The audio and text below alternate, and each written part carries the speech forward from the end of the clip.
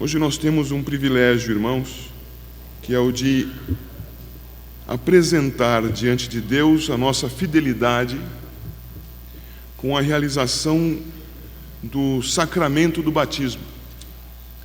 O sacramento do batismo da aliança. Vocês sabem que o batismo é ministrado sobre aqueles que creem e sobre aqueles que, descendentes dos que creem, ainda sob a tutela destes que creem, são arrolados no corpo visível de Cristo no mundo, a igreja. Este batismo da aliança é realizado por nós e os irmãos sabem dos fundamentos para tanto diante do Senhor. Para estudarmos a respeito do batismo quanto a um ritual que não é ritualista, eu convido os irmãos a abrirem as suas Bíblias em Colossenses capítulo 2.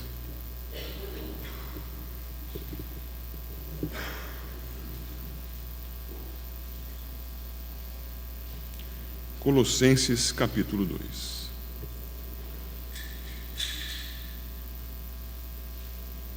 Antes da leitura, enquanto você abre a Bíblia, a epístola de Paulo aos Colossenses foi escrita por volta do ano 60, escrita com grande probabilidade quando Paulo estava preso, escrita em resposta à notícia que recebeu Paulo de uma igreja, a igreja situada em Colossos, e que não era conhecida por Paulo. A notícia foi trazida, se você tiver acesso aí fácil ao versículo 7 do capítulo 1, por um homem chamado Epáfras, que havia instruído a igreja em Colossos. Você já passou os olhos por ali e viu o nome do Epáfras, certo? Este ensino foi ministrado, a igreja creu, as pessoas se organizaram ao redor de Cristo, mas traziam consigo as suas tradições. As tradições dos judeus que se juntaram a Cristo, portanto, passaram a ser igreja, foram carregadas por estes judeus. Outros que eram gentios, isto é, de outras origens, crendo em Cristo Jesus, passaram também a ser igreja, mas carregavam consigo ainda as suas filosofias, as suas tradições. Paulo, diante dessas informações a ele levadas por Epáfras, escreve essa breve carta e, ao registrá-la, vai combater estas tradições, o ritualismo de ambas as tradições, o ritualismo daqueles que, vindo do judaísmo, queriam, pela obediência a Deus, alcançar a sua presença eterna, alcançar a bem-aventurança, puramente pela obediência, não identificando que a lei nos foi dada para evidenciar a nossa incompetência de obedecê-la e a nossa necessidade do Redentor.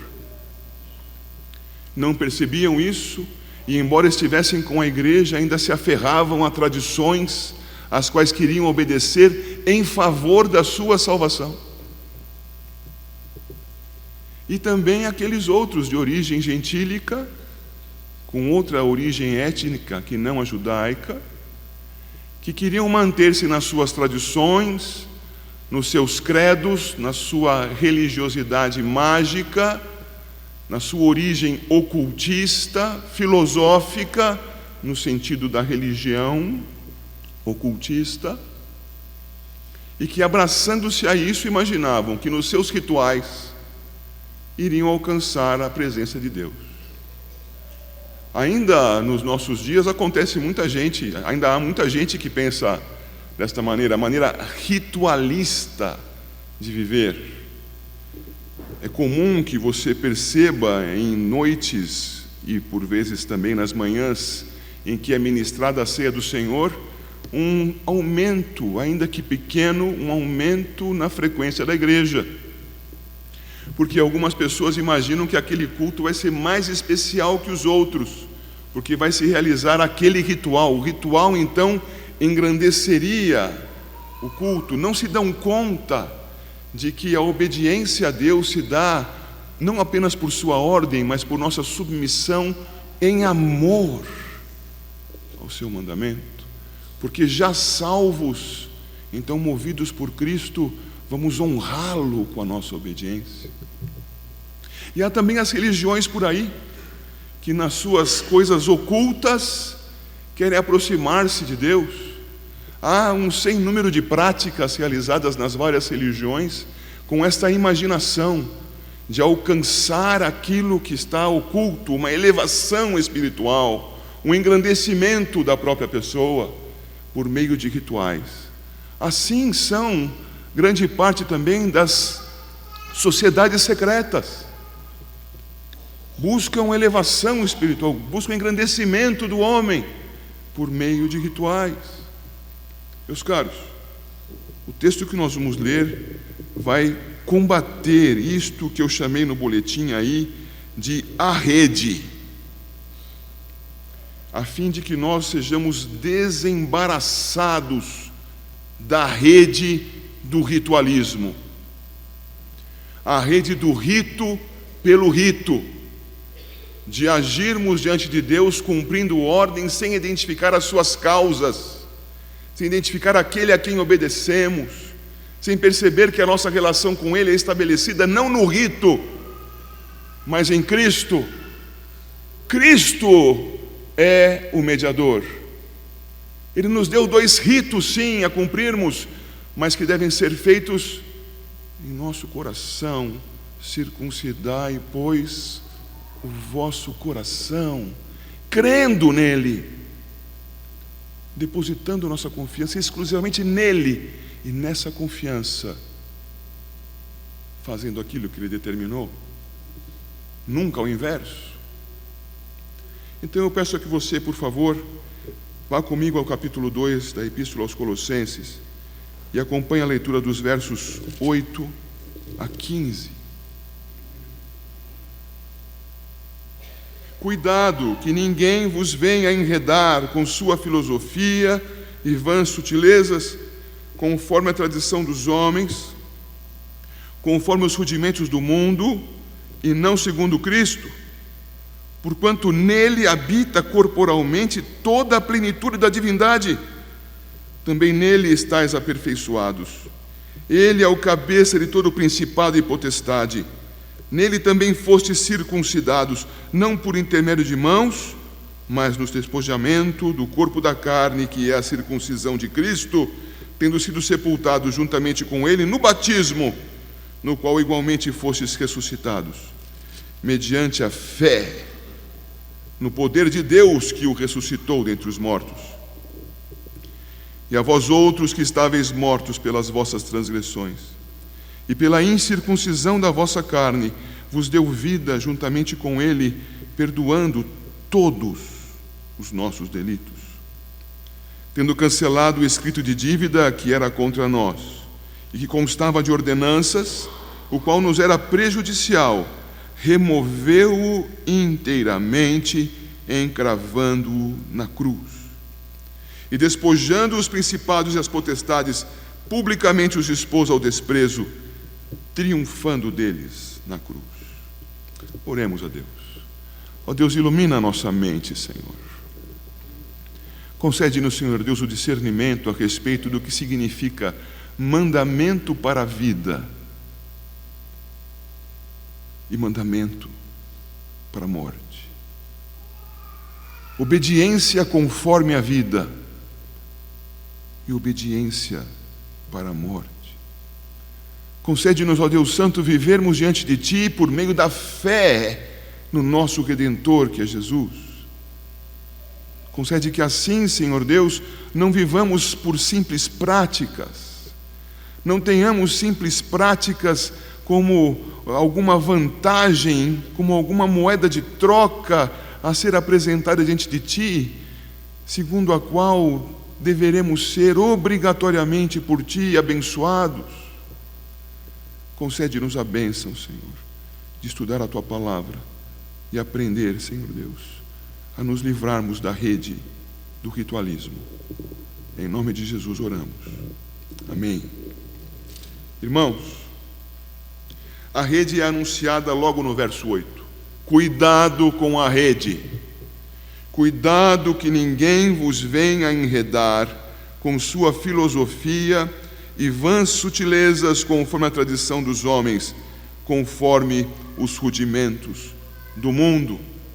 Irmãos, isso são as tradições não cristãs, as tradições que não observam aquilo que Cristo mandou que nós fizéssemos por amor a Ele. Já me referi aqui com vocês a João capítulo 14, verso 21. Se me amas, guardas os meus mandamentos. Mas a gente que sem amor nenhum por Cristo quer guardar o mandamento com o objetivo último de ser beneficiado por Deus. É assim quando algumas pessoas depositam seu dízimo. Não vou depositar o dízimo porque Deus mandou, e se eu o fizer, serei abençoado. Epa, pare com isso. Será assim com alguns que imaginam que o domingo seja um dia mais santo que os demais. Não percebem que o domingo é uma marca histórica da ressurreição de Cristo.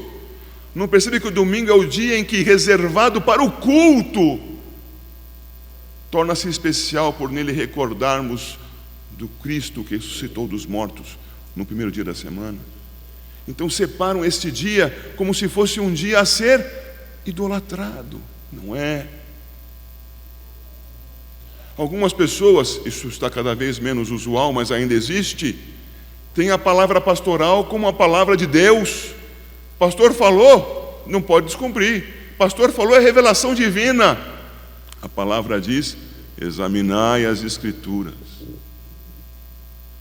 Prove tudo ali, verifica se as coisas são de fato assim. Ou nós caminhamos segundo as Escrituras, irmãos, ou nos deixaremos levar por nossas tradições. As nossas tradições nos cegam os olhos, vivendo nos nossos hábitos, sejam os hábitos adquiridos nas nossas famílias, sejam nos ambientes em que nós vivemos. Nós aprenderemos a fazer coisas que são próprias do homem em seus pecados. Alguns de nós chegam ao absurdo de imaginarem que ao adorarem a Trindade, adoram 3 deuses, esquecendo-se da unidade do ser e da glória da tripessoalidade do único ser verdadeiro, eterno e precioso, glorioso, Pai, Filho e Espírito Santo. Aquele que vem aqui adorar a um, imaginando que seja distinto do outro na sua essência, adora 3 deuses. Adoramos o único Deus, na mediação da pessoa do Filho. Irmãos, as nossas tradições nos enganam. Você veio aqui pagar alguma conta, veio aqui bater o seu cartão. Cuidado com as tradições dos homens. Cuidado com a vã filosofia. Veio aqui achando que porque os seus pais eram cristãos, então você deve ser cristão ou cristã também. Isso é tradição dos homens. A fé no Senhor Jesus é depositada por aquele que crê. Nós herdamos, sim, meus caros irmãos, algo dos nossos pais: pecaminosidade e morte. Somente pela graça de Deus é que Ele estende aos nossos filhos a maravilha da aliança com a igreja visível. Não nos confundamos com as tradições dos homens, irmãos. Elas são uma rede que nos pega. Eu assisti certa vez um filme que teve um complemento recentemente. Este que é o complemento agora chama-se Vidro. Aquele em inglês era Unbreakable. Aqui no Brasil, Corpo Fechado. Numa cena do Corpo Fechado, o herói, que descobre ser alguém que não pode ser ferido, não pode morrer, a não ser que se afogue, cai numa piscina e se vê enredado pela lona que cobria a piscina. Ele está se afogando, ele está preso enredado por aquilo. Se você se deixar levar pelas tradições dos homens, pela vã filosofia, em pouco tempo você perceberá que não consegue mais se soltar. Cristo veio nos livrar disso. Cristo veio nos tirar dessa situação. Para a liberdade foi que Cristo nos libertou. Essa liberdade é o que conclui o versículo 8. Cuidado que ninguém vos venha enredar desta maneira, e não segundo Cristo. É preciso que nós sejamos envolvidos, sim, pela verdade, envolvidos pelo anúncio da palavra, pela maravilha que nos liberta no Evangelho de Jesus Cristo. Sim, devemos ser enredados, mas pela verdade, estarmos dominados por ela, estarmos circunscritos pela revelação de Deus.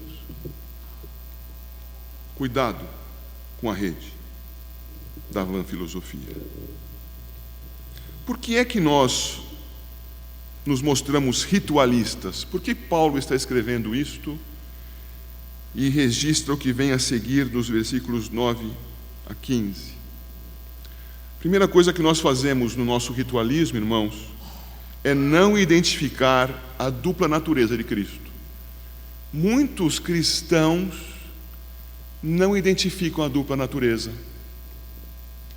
Muitos cristãos se deixam perder nisto. Por exemplo, alguns que se chamam de cristãos, quando Jesus Cristo diz, o Pai é maior do que eu, se confundem, não percebem que é a natureza humana de Cristo falando isso a respeito da divindade. Se confundem. Não discernem que o Deus Filho, eterno e glorioso Senhor de tudo o que há, assumiu a natureza humana sem abrir mão da natureza divina. Logo, ele tem dupla natureza. E isto nos vicia, porque confusos pelas tradições humanas, não é possível que haja nem Deus, nem mesmo em Deus, a dupla natureza. Como pode haver um ser, uma pessoa assim? A pessoa divina do Filho é assim. Assumiu por seu poder a natureza humana. E o texto fala isto. Veja o versículo 9. Porquanto nele habita, em Cristo habita, corporalmente, toda a plenitude da divindade. Dupla natureza. E na sua dupla natureza, humana e divina, ele exerce poder e autoridade. No versículo 10, a parte B diz assim: este, Cristo, é o cabeça de todo principado e potestade. Lembra-se que lemos agora há pouco em Deuteronômio capítulo 10, que o Senhor é do céu dos céus, da terra. É este, Jesus Cristo, o cabeça de todo o principado e potestade. É Ele que governa. Essas mesmas palavras, principado, potestade, estão lá em Efésios, quando no capítulo 6 é dito que nós não lutamos contra a carne ou sangue, lutamos contra as potestades celestiais. Sim, nós lutamos, mas nós temos a autoridade suprema sobre nós, que também é a autoridade suprema sobre tais poderes. O Senhor Jesus é o cabeça sobre todo o principado e potestade. É a Ele que buscamos no enfrentamento destes poderes celestiais da maldade. Nós não somos amarradores, nós somos gente que se submete ao cabeça, homem e Deus. Ele também, na sua encarnação, veja o verso 15, despojou os principados e as potestades, publicamente os expôs ao desprezo, triunfando deles na cruz, na sua carne, pois Deus, na sua divindade, na sua pessoa espiritual, não pode ser pregado numa cruz. É por isso que Deus encarnou, porque na sua santidade, na sua pureza preservada por graça, por glória, por fidelidade divina, não pecou. Mas era preciso que um homem sem pecado fosse à cruz. Ele deveria ser, e foi, e é Deus e homem, e crucificado na cruz, despojou os principados e as potestades, e assumiu então a posição da soberania sobre céus e terra. Ele o fez na cruz. É preciso que nós discernamos a dupla natureza de Cristo. Se nós não o fizermos, estaremos nos submetendo ao ritualismo, estaremos separando os reinos e colocando o divino separado do humano, de tal modo que nós pensaremos, ou faremos algo especialíssimo para subir, ascender ao divino, ou não teremos tal condição de comunhão, e nos esquecemos que é o divino, o eterno Deus, quem veio buscar o humano, que veio encarnar, que veio salvar, triunfando da morte na cruz. Ainda somos ritualistas porque nos sentimos capazes de Deus. Nós somos assim. Este ensino foi formalizado por um grande filósofo da teologia medieval, você já ouviu falar nele? Tomás de Aquino. O homem é capaz de Deus. A queda do homem não o impede de aproximar-se da divindade. E na sua capacidade ele vai se aperfeiçoando, e vai subindo, e vai se glorificando, vai se purificando. Pense se isso não tem raiz lá naquelas filosofias antigas, do homem que se autoexalta, das divindades dos reis. Pense se isso não tem um expoente no espiritismo moderno, no homem que, por repetição de encarnações, se exalta, se glorifica, se eleva. Um homem que, fazendo coisas boas, ilumina o seu próprio espírito. Nós nos sentimos capazes de Deus. E se esta é a nossa situação, então estamos enredados por vãs filosofias. Na verdade, irmãos, versículo 10, parte A. Nele, em Cristo, estamos aperfeiçoados. Veja, nós não estamos comprando ou adquirindo ou elevando a nossa perfeição. Cristo o fez por nós. Ele, na sua humanidade, foi à cruz, venceu o nosso inimigo, ressurreto dos mortos, nos deu esperança, e é nele que nós estamos aperfeiçoados, e não em aperfeiçoamento na presença de Deus. Assim estamos, e diz também o trecho dos versos 13 e 14: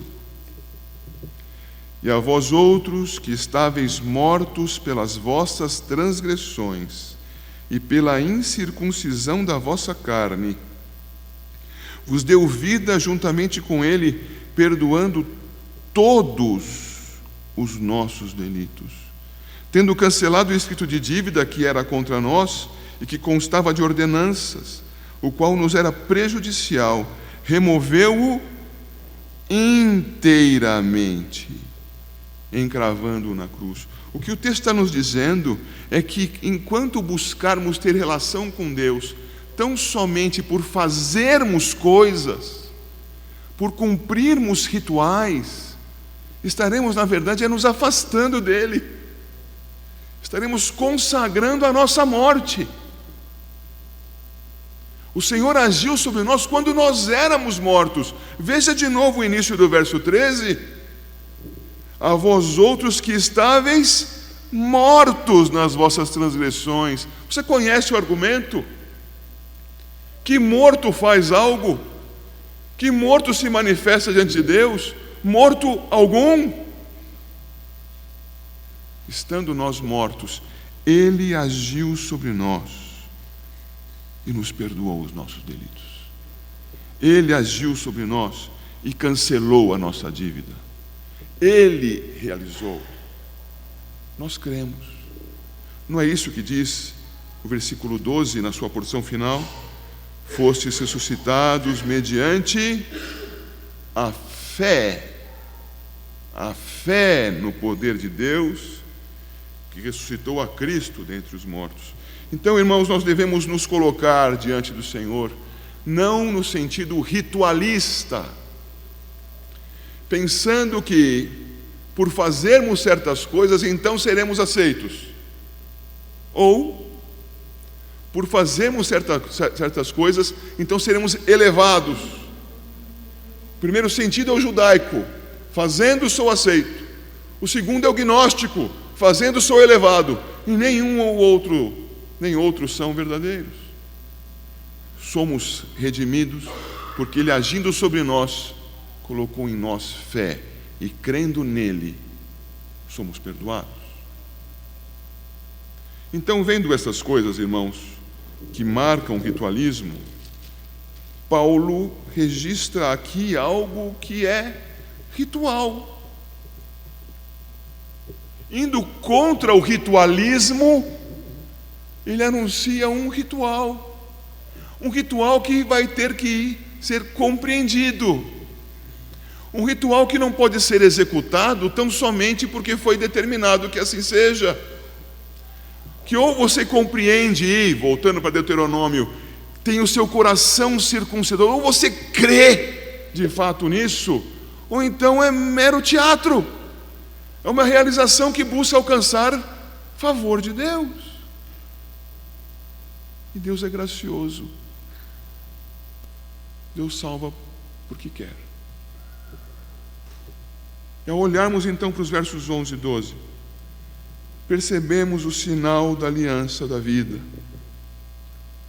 Nele, isto é, em Cristo, também fostes circuncidados, não por intermédio de mãos, mas no despojamento do corpo da carne, que é a circuncisão de Cristo. Eu paro aqui um instante. Como era a circuncisão, então, lá atrás, determinada por Deus a Abraão? Você abre a sua Bíblia, se quiser, lá em Gênesis capítulo 17, e vai ver a instituição da circuncisão. Deus se manifesta a Abraão, diz a ele: anda na minha presença e sê perfeito. Já não és Abrão, és Abraão, pois por pai de muitas nações te constituí. E mudando o seu nome, institui um sinal de aliança: todo macho da tua descendência ou sob a tua autoridade será circuncidado. Olhe agora para Colossenses capítulo 2, verso 11, e perceba: por intermédio de mãos. Por intermédio de mãos. Abraão, creu no Senhor, e isto lhe foi imputado por justiça. E este sinal, então, é um sinal que sela, que marca o crente. Marca o crente.